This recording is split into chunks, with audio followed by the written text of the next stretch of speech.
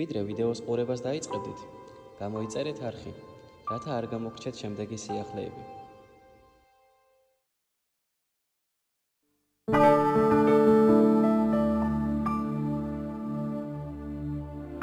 საქართველოს ერთ პატარა სოფელში ცხენების ქურდი ცხოვრობდა. ეს კაცი იმდენად იყო დახელოვნებული ქურდობაში, რომ ვერავინ მოახერხა მისი დანაშაულში მხილება. უცნაურია, რომ თანასოფლელები მასზე არც კი ეჭვობდნენ. ქურდი ტრადიციულად ყოველი ცხენის მოპარვის წინ ტაძარში შედიოდა. სანთელს და წმინდა ნიკოლოზ გულმხურვალედს თხოვდა მფარველობას. რაც დრო გადიოდა, სოფელში ცხენები სულ უფრო ხშირად იკარგებოდა. ქურდის კვალს კი ვერავინ აგნებდა.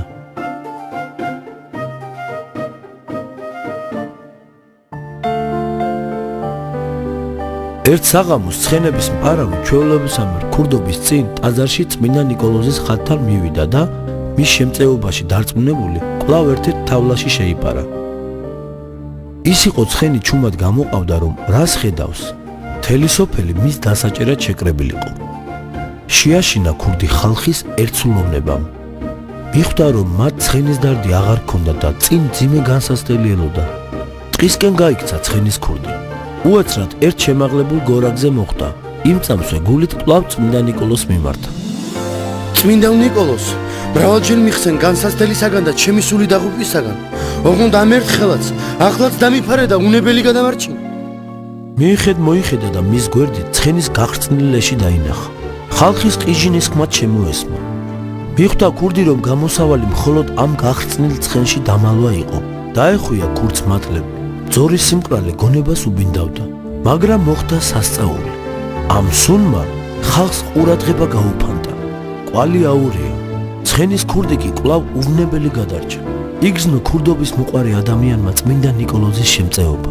სინდისმა და სირცხვილმა ერთდროულად გაიღვიძა მასში. მადლიერება გამოხატა წმინდა ნიკოლოზის წინაშე და ცოტა წაიწუწუნა კიდეც. დიდი მადლობა წმინდა ნიკოლოზ ამ სასწაულისთვის. მაგრამ ხომ შეიძლებოდა ისე შემწეოდი ამ სუნში და სიბინძურეში არ ყოფილიყავ? გზად მას წმინდა ნიკოლოზი გამოეცხადა და უთხრა: შენ გაწუხებდა გახრწნილი ცხენის მყრალი სუნი და მატლების გროვა. მე კი უფრო მეტად მაწუხებდა შენი უღირსი საქციელის ფაველობისთვის ანთებული სანთელი. ქურდს გონება გაუნათლდა, გული გაუთბა. ქურდობის ცოდვას განერიდა, დანაშაული შეინანა და მონასტერში განაგრძო ცხოვრება. ასე შეეწია წმინდა ნიკოლოზი მლოცველ ქურდს. ცხენების მპარავი კაცის ცხოვრება მონასტრის მადლით შეიცვალა.